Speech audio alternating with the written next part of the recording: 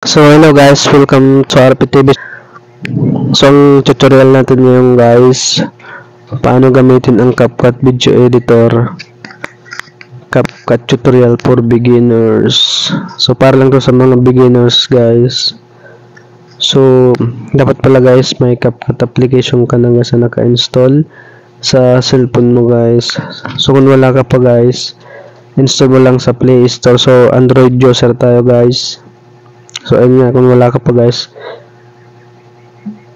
install nyo sa Play Store. Click natin yung Play Store and then search natin CapCut.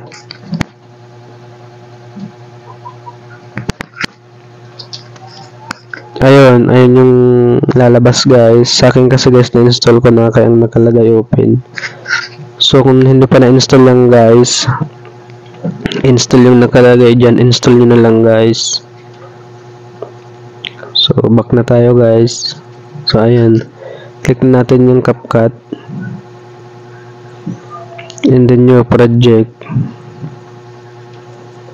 and then hanap tayo guys ang video guys na edit natin guys. For example ito, ayan, and then add natin.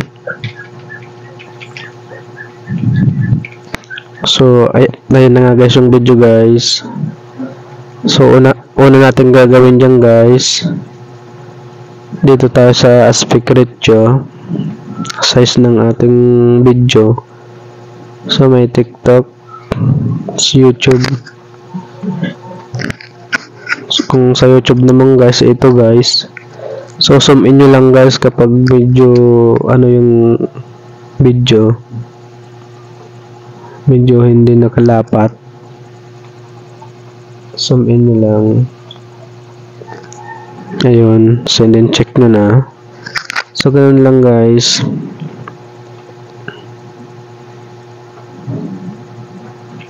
Tapos ito pala guys, logo ni CapCut, delete natin para kapag na-export natin siya sa ending walang logo ni CapCut. So parang ano siya, parang pro yung video natin. So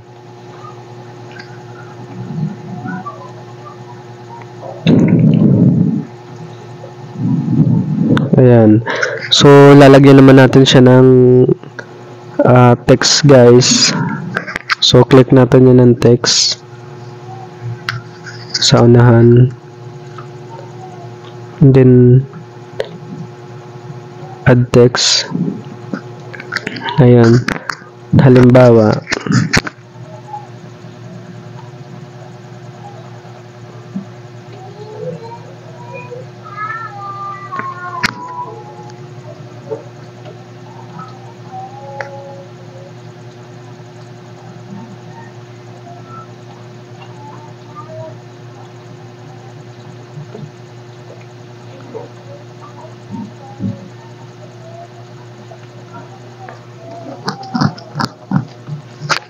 so ayan guys, pagkatapos nyan guys, may font naman dyan. Ayan, click natin yung font. So pipili lang kayo dyan guys kung alin dyan. Halimbawa ayan, so pupunta tayo dito sa style or color guys. Yan sa style, yan. And then pipili tayo ng color. Ayan.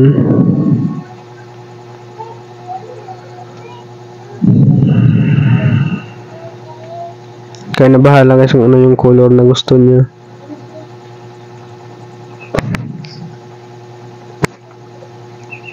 So sa akin guys, itong blue.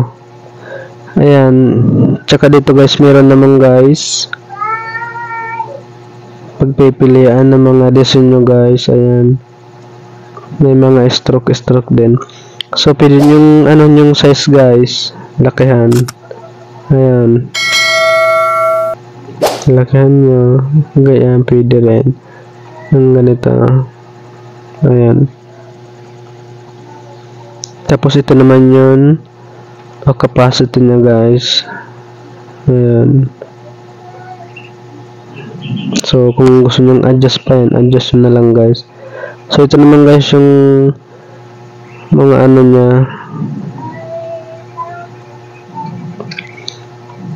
mga design guys. Ayan, so fill lang kayo dyan guys. So, dyan meron hanggang dyan. For example sa akin, okay na yan. Then, i-check na natin siya. So, bago pala natin i-check guys, lagyan natin siya ng animation. Punta tayo muna dito sa animation. Ayan. Animation in. So, dapat pala guys, may internet connection tayo guys pag edit guys.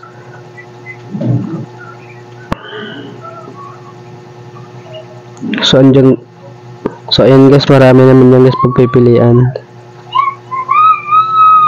So, medyo mahina nga yung internet natin guys. So, for example, ito.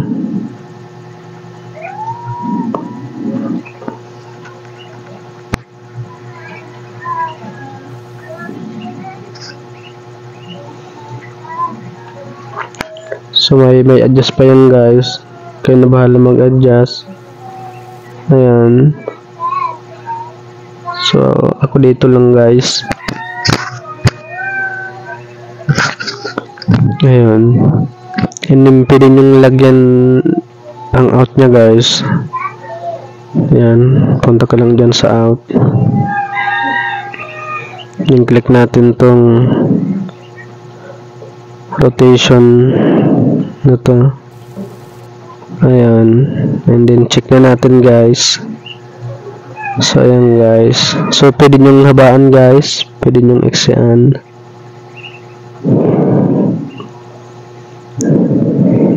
Let's try natin i-play guys. So, ayun guys.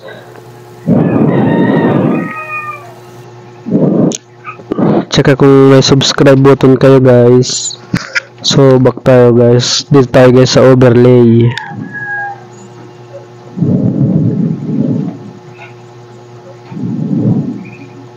So, hanapin nyo lang dyan guys.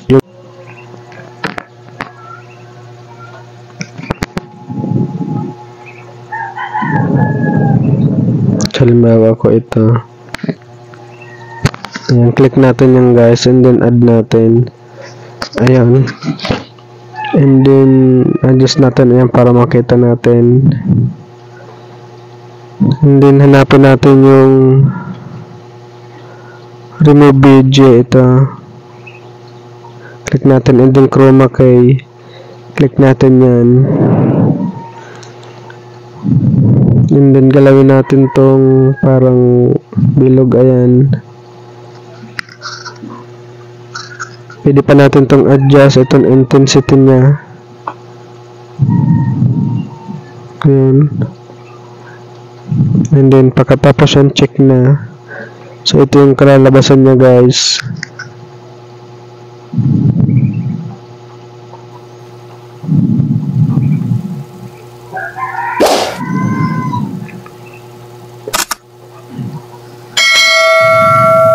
So, pwede nyo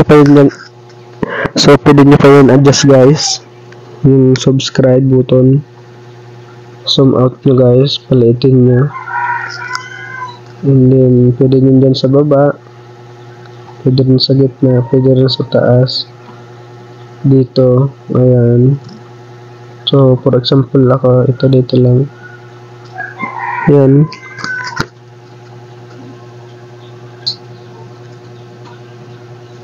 Then, add overlay. And then, click natin ton library. May subscribe button naman dyan guys, kay CapCut. So, punta tayo dito sa green screen. Ayan guys, makikita nyo guys yung subscribe button dyan ni CapCut. Ayan. Click natin tong isa. Ayan. And then add. So ganun din uli guys ang gagawin natin guys para matanggal yung green screen niya guys. So tapat natin dyan sa ano. Yan. Hanapin natin yung remove BG. Yan. And then chroma key. And then galawin natin tong bilog. Ayan. And then pwede pa natin adjust. Ayan. And then pagkatapos check. So ayan. Pwede natin siyang paliitin. Zoom up natin siya. Ayan. So ganito yung kalalabasan niya guys.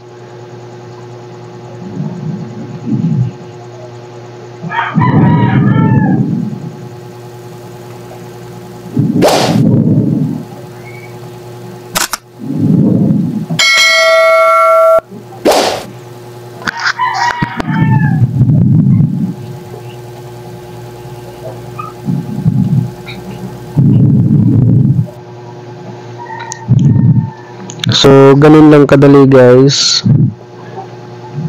So, nakuha yung pag ano guys ng ano green screen. So, kung hindi mo guys nakuha guys, ulitin mo lang yung video, makukuha mo yung guys. Kung medyo hindi mo nakuha sa ano isang panuuran lang. So, sunod naman na gagawin natin guys. So, dito guys sa pinakahuli guys. Pwede tayo guys mag-add ng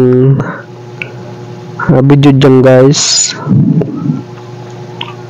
So, i-click natin tong sign plus na to. Ayan. And then, yung pinaka-end ng video natin. So, i-click natin yan. Ayan. And then, add. So, ayan. Ayan yung ginawa ko, guys.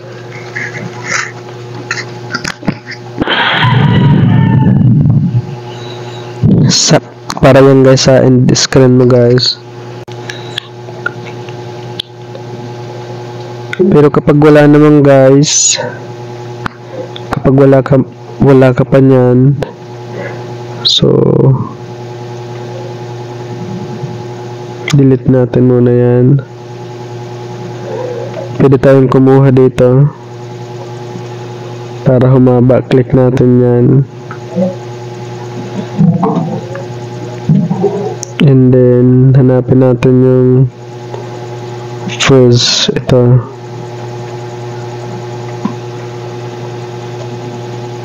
click natin yan. Ayan. And then delete natin ton.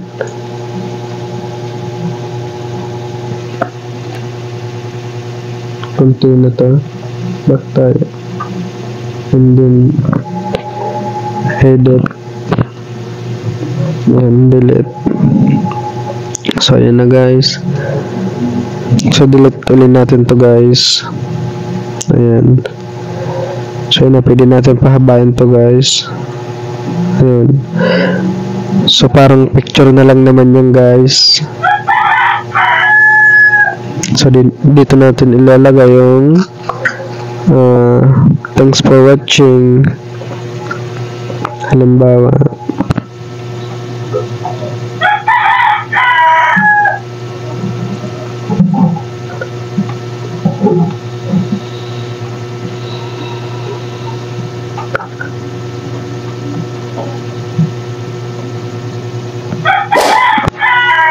and then check natin guys.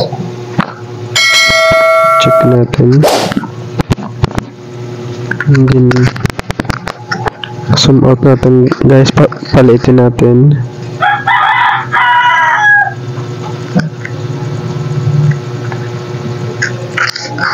So and guys, lalagyan natin siya ng animation. Punta tayo dito sa animation. So ayun guys, pipili tayo guys. Yung laruan, lagay mo yun doon. So yun, pwede na yan. And then out. Lalagyan natin siya ng out.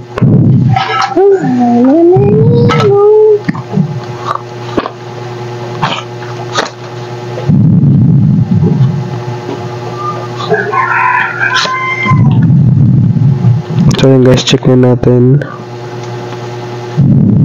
So ito na yung video guys. So try natin i-play guys.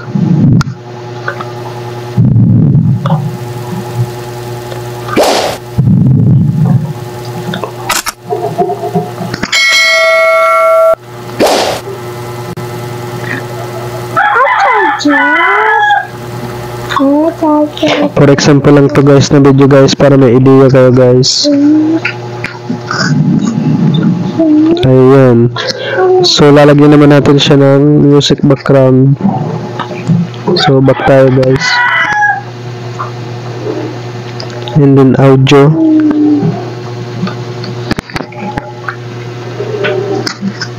Sounds. And then dito tayo guys sa file. And then device. Ito yung mga in-upload natin guys. Sorry guys, dinownload pala.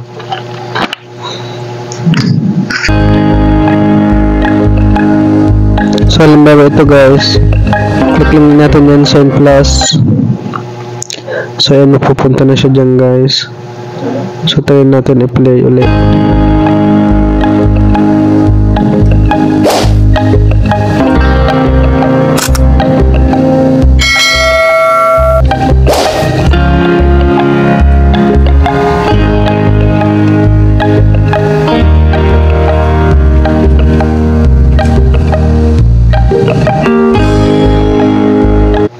So kung lagpasan naman guys, ganito lang guys ang pagkat guys. Split natin and then delete. So ayun guys, tapos na. So export nyo na lang guys.